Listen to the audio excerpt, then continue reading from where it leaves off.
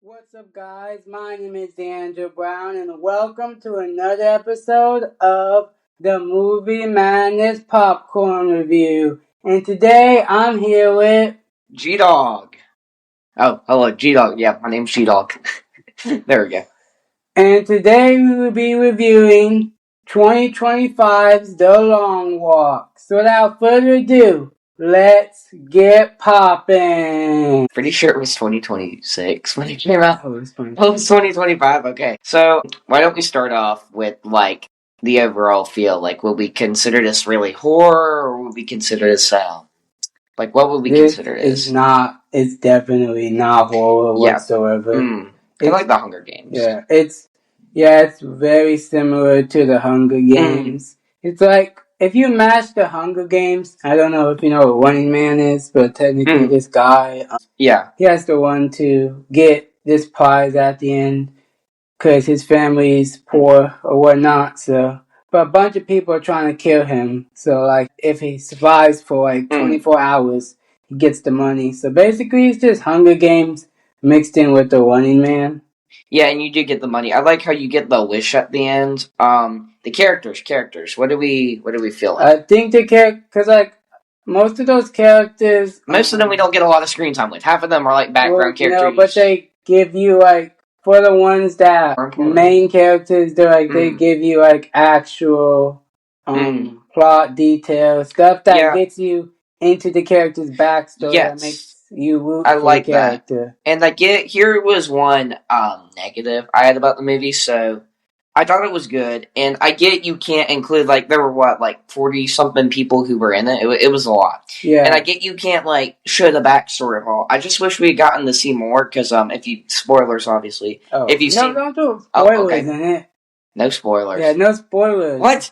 How can we talk about a movie if we're not going to spoil it? It's a spoil if we review. Well, we don't get to... A lot of them are just background characters who aren't at the end, so to say.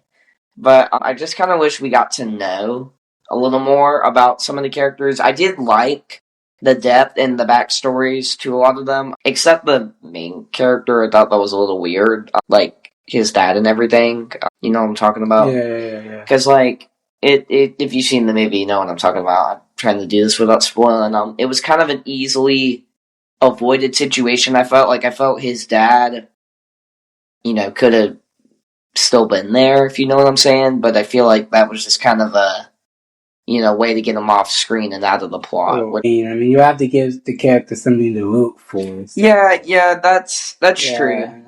That's what the character was rooting for at the end of the day. So yeah, and I agree with that. I just, I felt like it could have been done better. I feel I wish it had been a better reason. Anything you want to say? Well, just negative. I'm pretty sure the movie's it's probably R-rated. I'm pretty sure it is definitely R.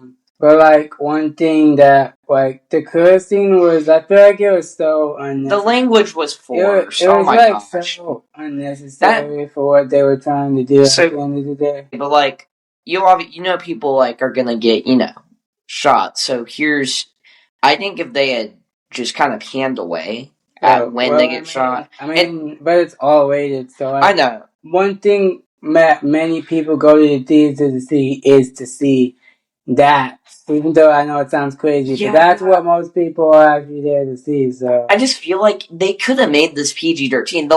I 100% agree with the language. That was unnecessary. Okay, but for the rating or whatever, of course, you would expect that much violence from a R-rated movie. So it wasn't too bad. I think it's. it's only the main characters who they actually show, though. They don't show up close shots of everyone else. It's only the main characters who they show. There's not a lot. I looked away at all the scenes. Did you see any super up close in their face when it was I didn't? Oh no, they blasted off half their heads half the time.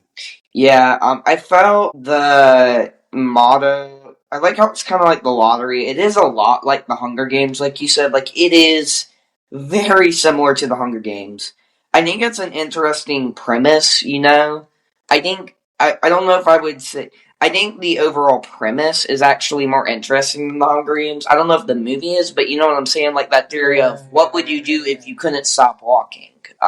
And I think that's a Yeah, I think like if they wanted to, they could probably not another movie because I feel like if they did like a series oh or my gosh, the something Long Walk with series. like them with like maybe one of the main characters or something, or maybe like you go back Go back in time, the in prequel to time the or Long whatever. Walk. So I mean, Yeah. I feel like that's something they probably could do because it was actually kind of good. So Couple of the scenes, little gross, not just disturbing. oh yeah, it's all rated. I don't know what you expect from an R-rated Some of movie. those scenes I was not expecting. Yeah. If you know, you know.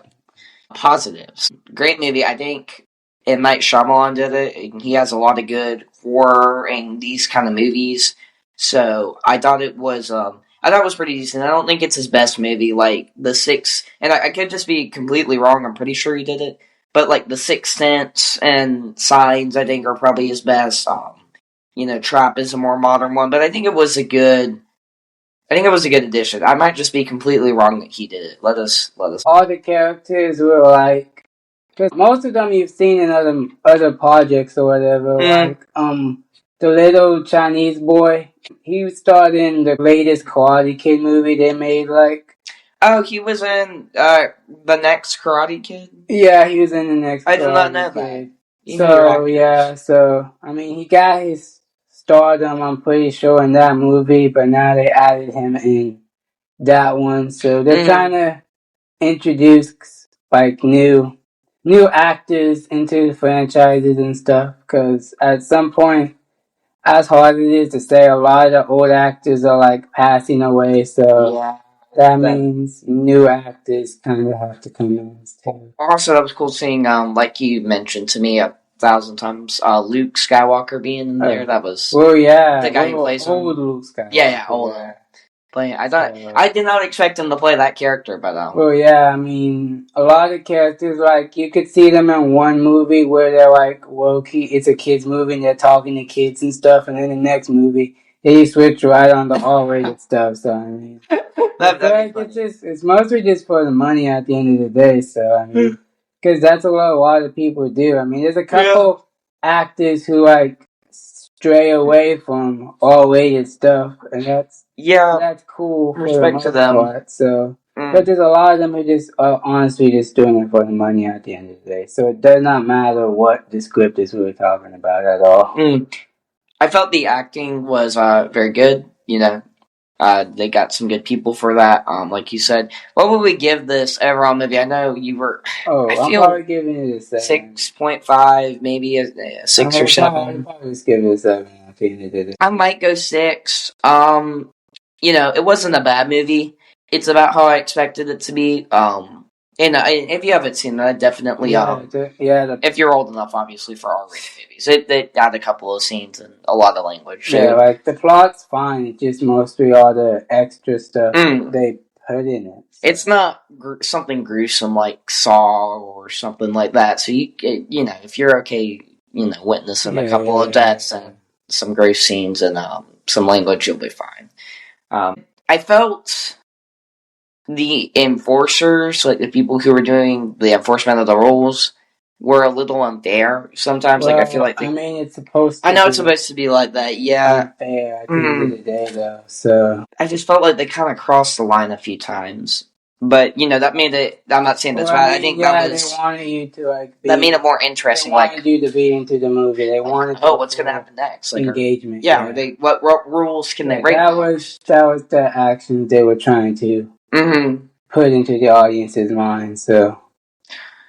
I will say, and we kind of got their backstory, which was good. I wish there was like, and I can't believe I'm saying this because like 5-year-old me would never believe this. I wish there was a little bit more build up to the movie, just a little bit, because like within the first 5 minutes we're already like walking. Well, like because the movie's like legitimately like almost 2 hours. It's an hour and like 55 minutes. Yeah. So like you don't want to make a movie too long, or else People aren't gonna. Well, people are gonna watch it, but like you don't want to make a movie too long at the end of the day, or else you're gonna have to do a part 2 or something like that.